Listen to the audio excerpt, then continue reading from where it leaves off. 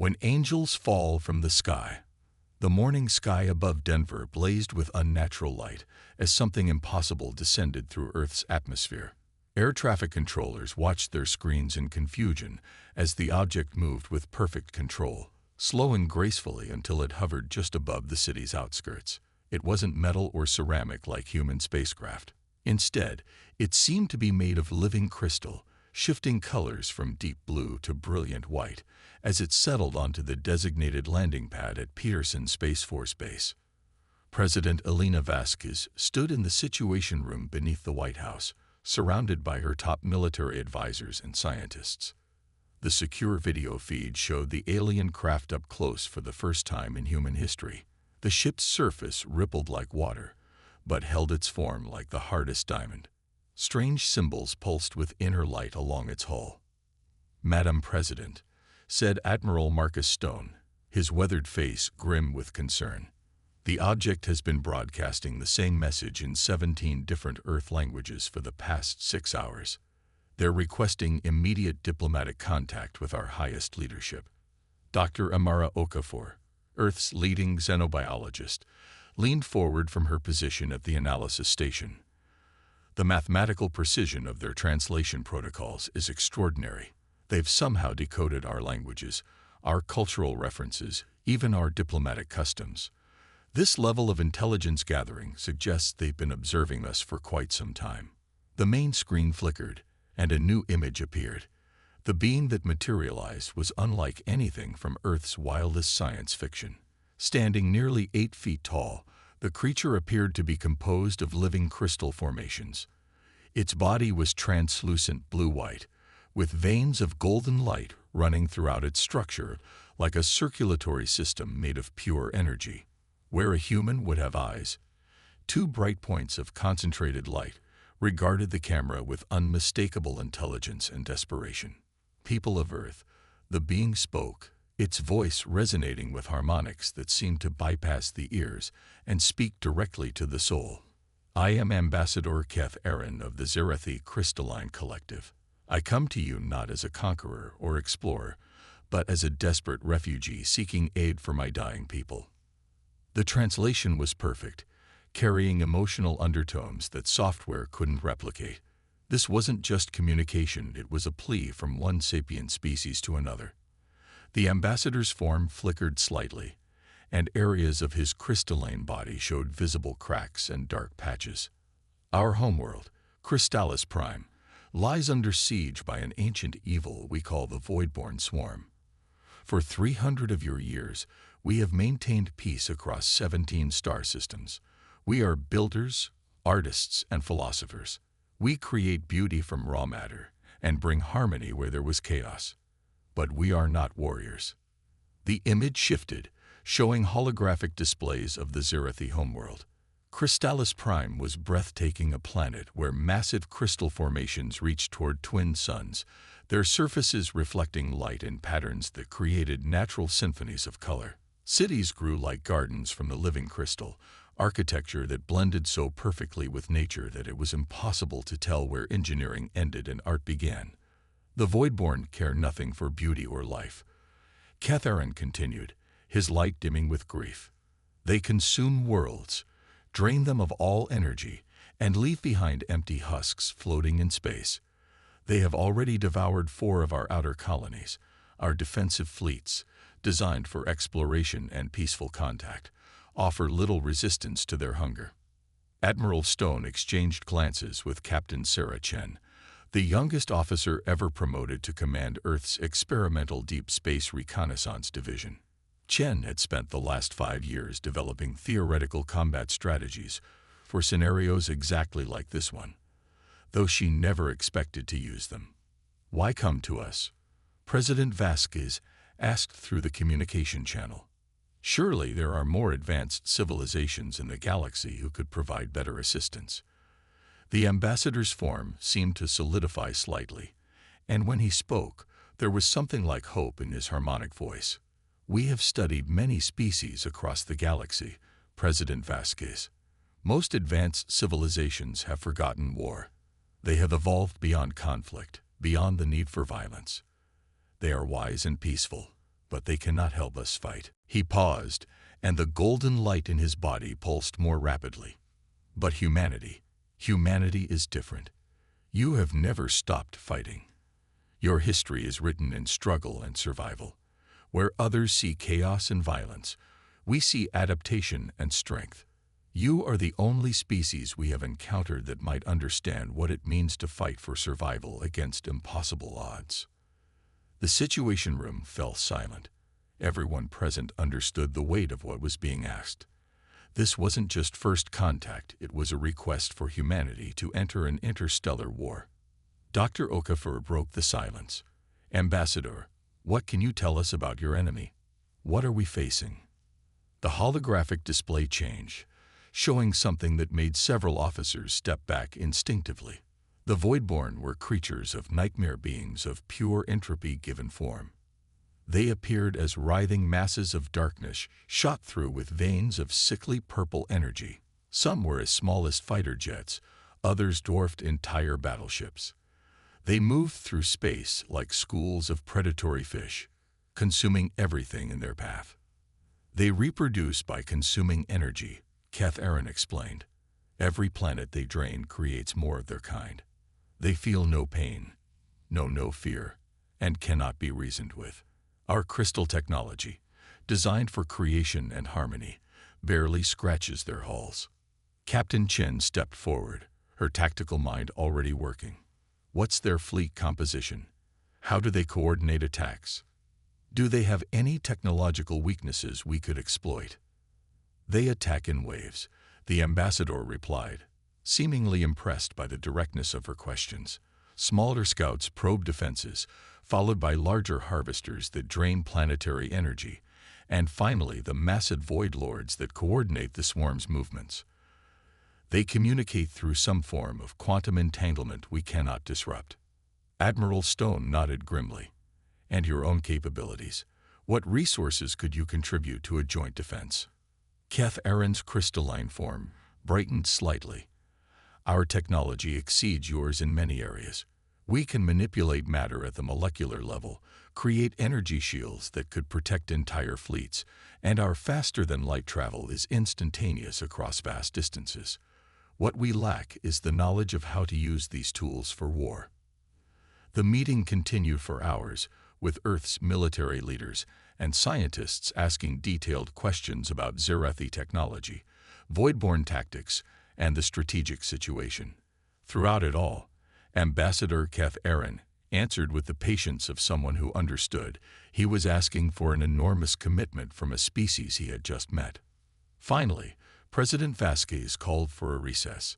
The Earth delegation gathered in a secure conference room, while the alien ambassador waited in his ship, surrounded by a perimeter of heavily armed soldiers who weren't quite sure whether they were providing protection or containment. "This is insane," General Harrison muttered, pacing the length of the room. "We're talking about committing Earth's military to an interstellar war against an enemy we've never seen, to protect people we just met today.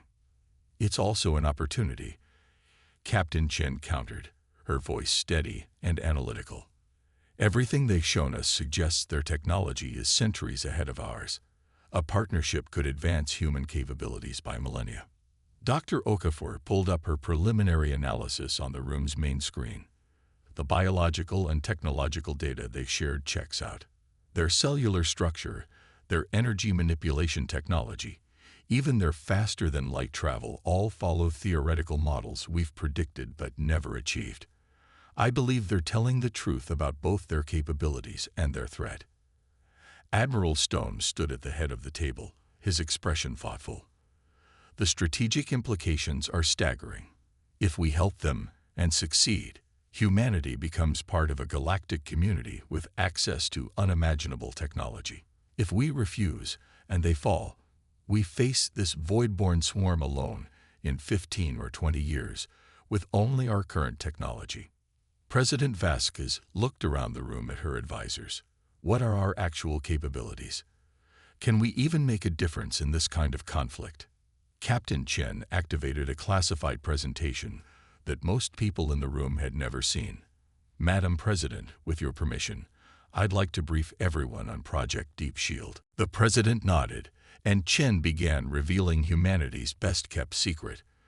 For the past decade, Earth had been secretly developing military technology based on theoretical alien contact scenarios. Hidden shipyards in the asteroid belt had been constructing a fleet of warships using the most advanced human technology available. Orbital weapons platforms disguised as research stations surrounded Earth's moon. Most importantly, humanity had developed something no other species seemed to possess: artificial intelligences specifically designed for tactical combat analysis. "We have 47 capital ships, 300 fighters, and enough firepower to glass a small moon," Chen explained. "More importantly, we have combat doctrines developed specifically for fighting unknown alien threats. Every scenario, every tactical possibility has been war-gamed and prepared for." General Harrison stopped pacing. "You're talking about revealing state secrets to aliens. I'm talking about using the tools we've built to protect humanity," Chen replied firmly. "This is exactly the scenario we've been preparing for." The debate continued late into the night, but eventually, a consensus emerged. Humanity would help the Zerethi, but on human terms. Earth would not simply provide support, it would take command of the joint military operation. When Ambassador Keth Aran was informed of the decision, his crystalline form blazed with light brighter than anyone had yet seen. "You will help us, truly." President Vasquez nodded solemnly. "Humanity accepts your request for aid, Ambassador, but understand we don't fight small wars. When we commit to conflict, we commit completely." Admiral Stone stepped forward, his voice carrying the authority of someone who had spent a lifetime in military service. "We'll need complete access to your technology, full intelligence on voidborne capabilities, and operational command of all joint forces. This isn't a rescue mission, Ambassador. This is war." The ambassador's response surprised everyone. Instead of gratitude or relief, there was something almost like concern in his harmonic voice. "Admiral Stone, I fear you may not understand what you are agreeing to. The Voidborn have consumed entire civilizations. They have turned star systems into graveyards. Are you certain your people are prepared for such devastation?" Captain Chen smiled, and there was something cold and predatory in her expression that made the alien ambassador's light flicker uncertainly. "Ambassador, I don't think you understand what you've just done. You came to Earth asking for help against monsters. But humanity doesn't fight monsters, we become something worse than whatever we're fighting." As news of the decision spread through Earth's military command structure, something unprecedented began to happen. Hidden bases came online, classified projects were activated, and humanity's true military potential began to reveal itself.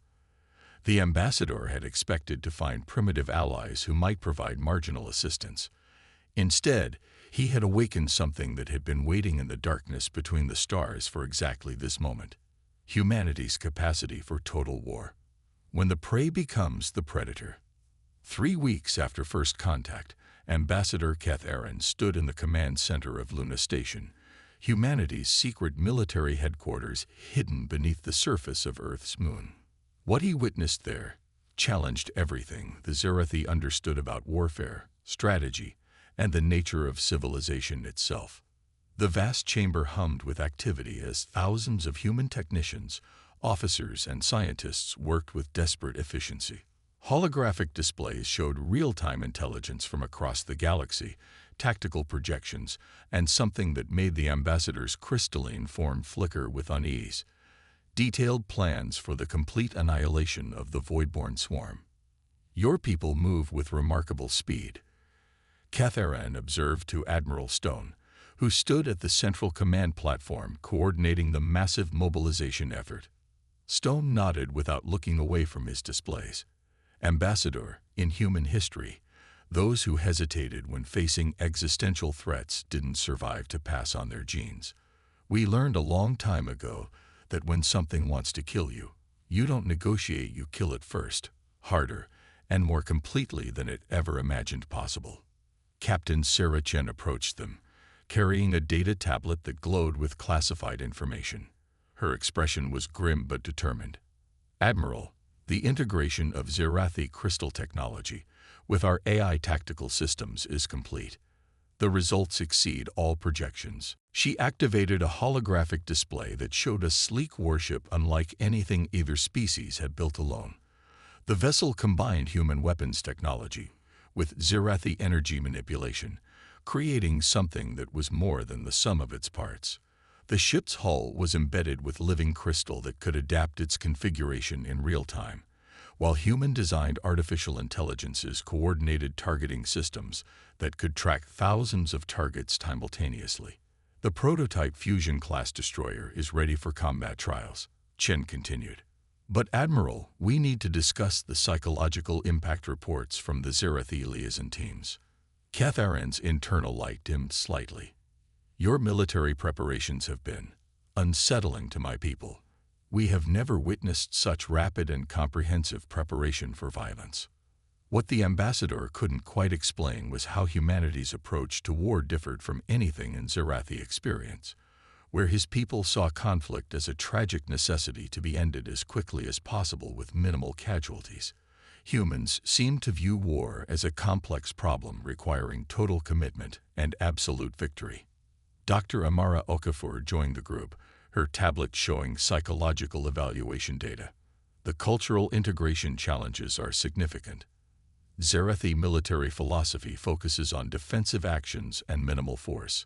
Human doctrine emphasizes overwhelming offensive capability and complete destruction of enemy assets." Admiral Stone turned to face the ambassador directly. "Catharan, we need to understand something about how humans wage war. We don't fight to achieve favorable terms or to make political statements. When humanity goes to war, the objective is simple: the complete elimination of the threat. There is no second place in survival." The massive display screens around the command center suddenly flashed red as incoming priority communications arrived from the Crystallis system. The images that appeared made everyone present fall silent. The Voidborn swarm had accelerated their assault on the Zerathi homeworld.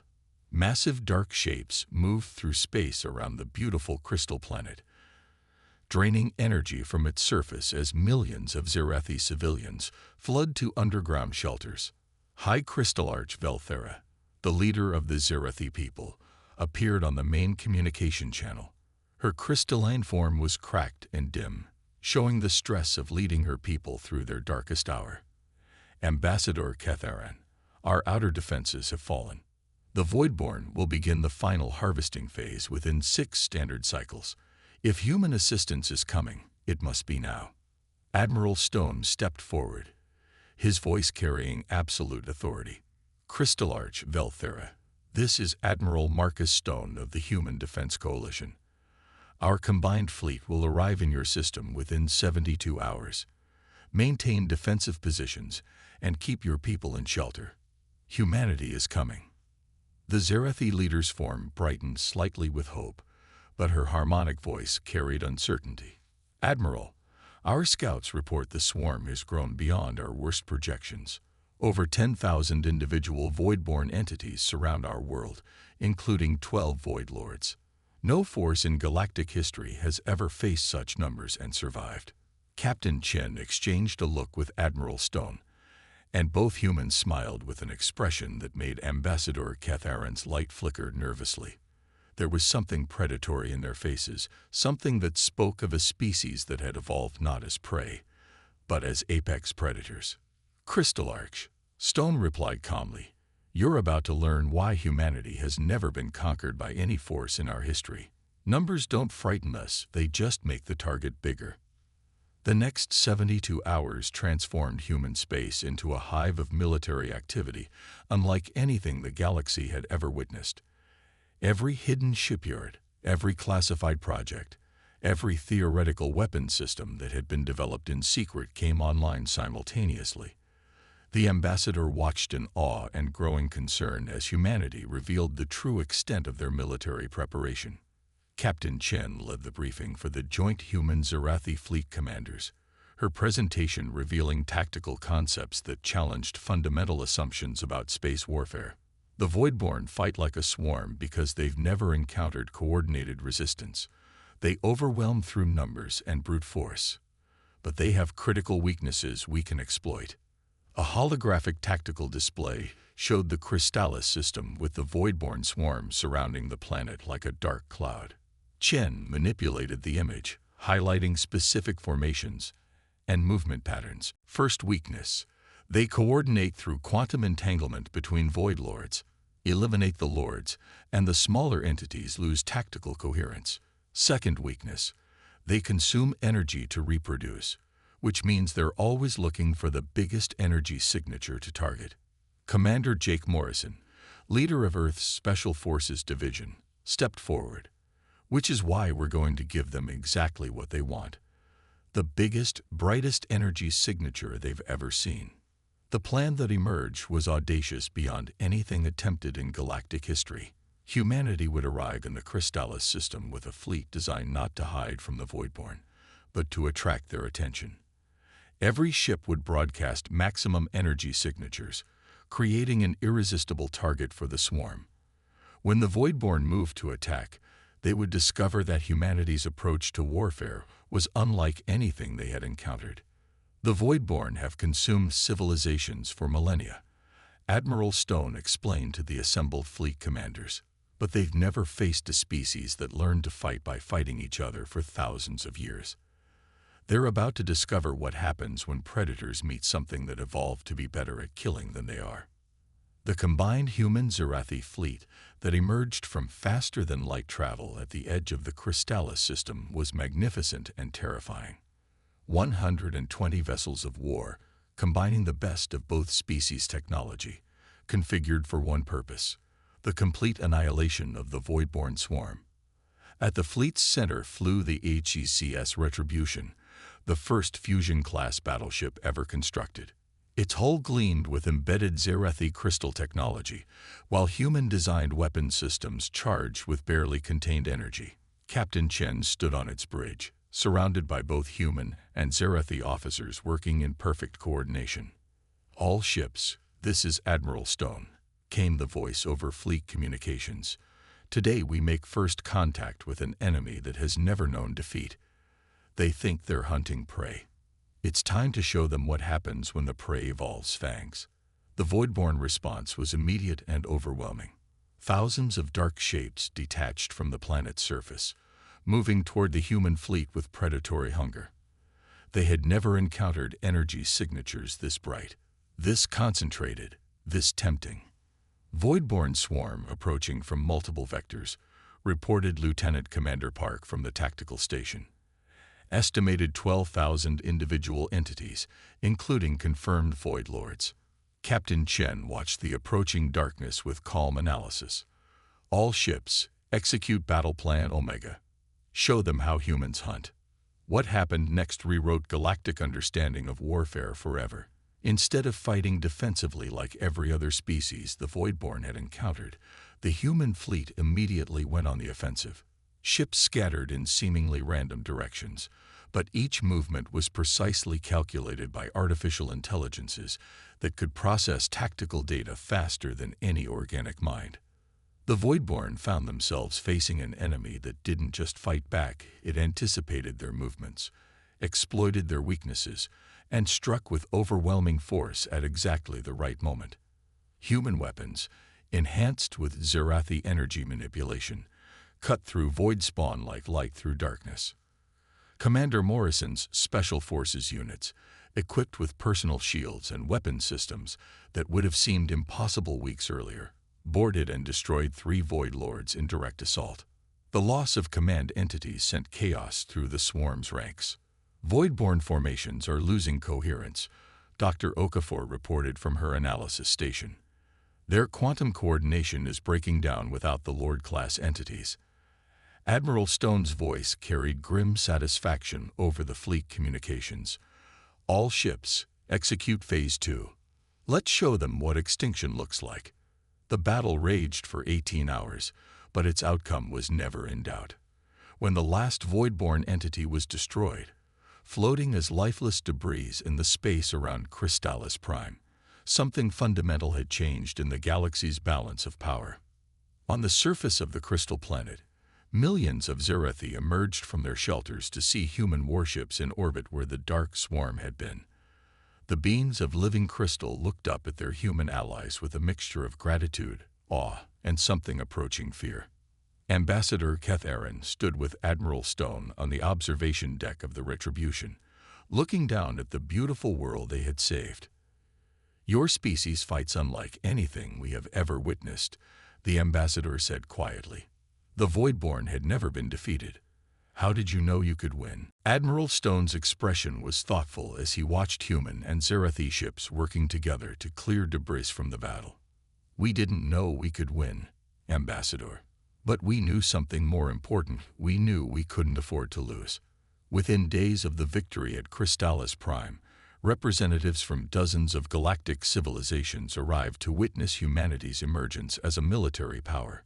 Species that had hidden from the Voidborn for centuries suddenly wanted to discuss treaties, alliances, and mutual defense agreements with Earth. President Vasquez addressed the newly formed Galactic Council from the rebuilt capital of Crystallis Prime, with Ambassador Catharin standing beside her as humanity's first alien ally. "The universe is vast and full of wonders," she said, her words being translated into dozens of alien languages. "But it's also full of threats that can only be faced by those willing to stand together." Captain Chen, newly promoted to Admiral and commander of the Terran Defense Coalition, concluded her tactical report to the assembled alien delegates with words that would echo across the galaxy for generations. "Humanity learned long ago that there are only two kinds of species in the universe, those who fight for survival and those who become extinct. We choose to fight." The Voidborn swarm was gone, but its defeat had awakened something far more significant: the galaxy's realization that Earth was no longer a primitive backwater world. Humanity had announced its presence among the stars, not with exploration or diplomacy, but with the complete annihilation of an enemy that had terrorized civilizations for millennia. As the combined human-Zerathi fleet prepared to return to Earth, Ambassador Catharin reflected on what his desperate plea for help had truly accomplished. He had sought assistance against monsters, but instead had introduced the galaxy to something unprecedented: a species that could become more dangerous than any threat they faced, and wise enough to use that power to protect rather than conquer. The stars would never be the same. Humanity had taken its place among them, not as explorers or diplomats, but as the galaxy's apex predators choosing to hunt for justice rather than prey. And across the cosmos, every species that had ever cowered in fear of some greater threat began to whisper the same words. Humanity had arrived, and the age of hiding was over.